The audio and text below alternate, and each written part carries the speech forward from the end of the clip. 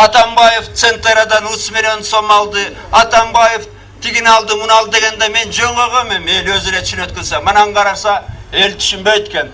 2006 жылы башталган переговорный процесстер, меморандумда болгон, андан кийин 2007 жылы соглашение да болгон. Ошо соглашение негизинде кийин 2009 жылкы келип соглашение чыгып атат. Мына бүгүн жакшы айттыңыздар. 16 миң гектар жерди берип, тоголок кенин кошо берип туруп 33%га чыкты. Мен 2007-де даярдап аткан, билесиңер, мен келгенде Кыргызстандын пайызы 16 болчу болгону Центрада. Мен күчкө салып 33-кө көтөрүптүргөм. Ошондо законлуу биле бекитейин деген оюм жок болчу. Өкмөт колдон келишинче таза иштеп атат азыр. Кудай урсун, Кудай алдында турамын. Кудай алдында турамын. Кудай урсун таза иштеп атабыз. Эл үчүн иштеп атабыз. Элибиздин келечегине балта чаппайлы. Ушу келишимди мен абдан суранам. Мен билем парламент ким кандай шыбаса дагы аягында туура чечим алат. Мен бүгүн да ишенип турам, туура чечим алат депчи. Ошондуктан мен сиздерден абдан өтүнөм, ушу эки келишимди колдоп бергиле, одобрить деп добуш берип койгула. Рахмат сиздерге. Рахмат. Мен кийинки суроом Алмасат Шаршенович сизге болот. На недрах деген бар. Ушуга байланыштуу жанагы конституционный закондун негизинде канча жерге дополнительный расширение кылып атасыңар? Эми расширение мындай болуп атат да, буларга лицензия берилиптир да. Разработка кылган жери азыраак, а лицензия болсо бүт жанагы в радиусе 7 километров, по-моему, берилген да. Ошол эле лицензия берилген жерге конституционный деп бекитип атабыз да чоңойт. Алмаз Шаршенович, ушул эмгекке бүгүнкү күндөгү результатка эртең сиз жооп бересиз. Тарых алдында. Дагы бир жолу бир белгилеп айтып кетейин. Камчыбек Кырыш, мен жооп берип коеюнчу. Мен бардыгын сезип атам. Ачык айтканда, кээ бирлер айтканда, жайында деле кээ бир эски досторум деле айткан, могу чечимге барба деп. Бул дагы бир жолу кайталагым келет да. Ушу эски өкмөттөр биздин дойлабызды 15% алып барган. Могу соглашение бекиткенден кийин 2 эсе көбөйүп атат. 2 эсе. 30%га барып атат. И мындан артык мен ойлоп турам кыла албайбыз. 2006 жылы башталган переговорный процесстер, меморандумда болгон, андан кийин 2007 жылы соглашение да болгон. Ошо соглашение негизинде кийин 2009 жылкы келип соглашение чыгып атат. Мына бүгүн жакшы айттыңыздар.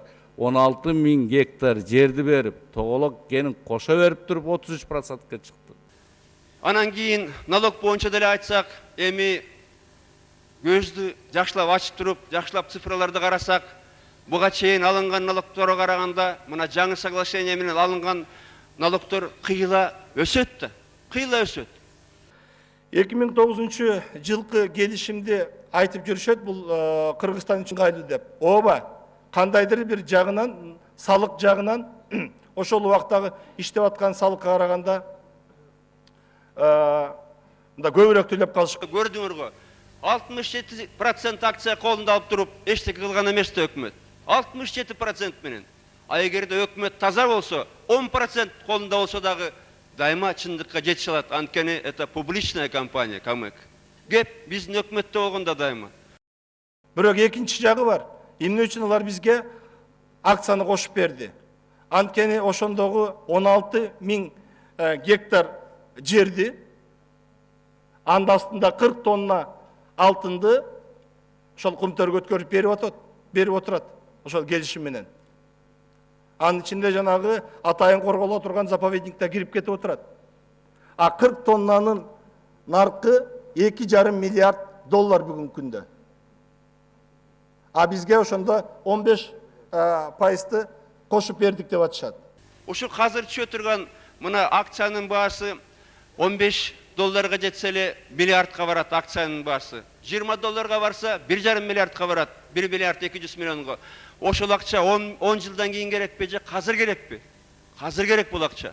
Бул акча Атамбаевке керек эмес. Мына өзүңөр кайра айтып атпайсыңарбы? 21-нде отставкага кетем. Мына 40 тонна бүгүнкү күндө мына 55-56 миллион доллар бир тоннасы көбөйтүп көрүңүздөр. Муну албетте бул сатыла турган наркы, эгерде казып алып салсак бир 700-800 миллион долларлык активти берип отурат ЦНТРга. Ошонун негизинде көбөйтүлүп отурулат жанагы акциябыз. Жөн алар бизге белек кылып берген жок. Üçüncüsü, все-таки мындай ачык айтып берсеңиз, бизге болгон пайда жагын түшүндүм. Мисалы үчүн канча жер дополнительный берип атасыңар ал жергечи. Ар ким ар кандай айтып атат, 25 000 гектар дейт, бир канча деп атат.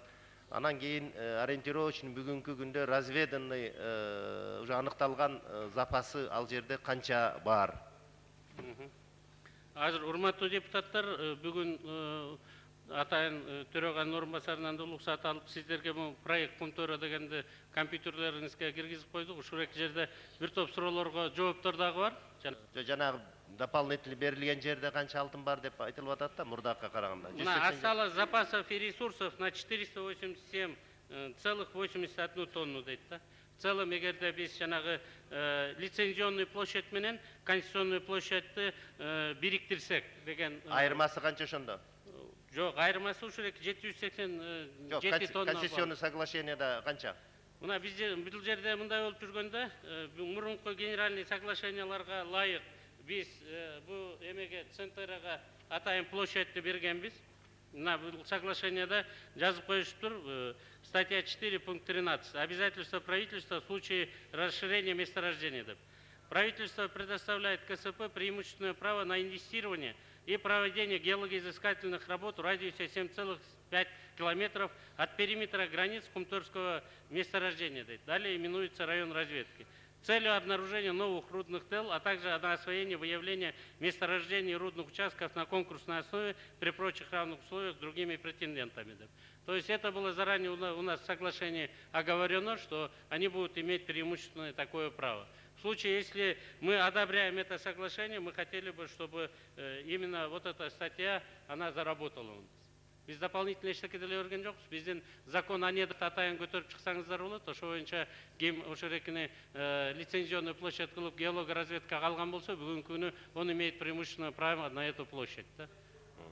Анан 2009 жылкы келишим салыштырмалуу 2003-кө караганда өйдө турат. Бирок мамлекеттин, элдин экономиканын кызыкчылыгына салыштырып келсек, бул дагы каршы келет деп биз жазып койдук. Эгерде жана үчөөнү бири-бирине салыштырып келсек, анан жалпы мамлекеттин кызыкчылыгын салыштырып келсек деп. Анткени 2009 жылкы келишим түзүлүп атканда бизге акция беришти, ооба жана бирдиктүү салыкка өттү. Бирок биз 16,5 миң гектар жерди берип, анын астындагы 40,5 тонна алтынды кошумча кылып бергенбиз. Ошонун эсебинен активтер көтөрүлүп, жанагы кошумча акция болуп бизге берилип отурат.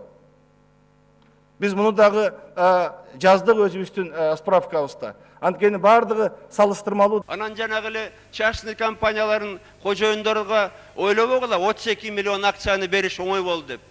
Ичинен керек болсо кан өтүп кетти да, ыйлап берди да бизге.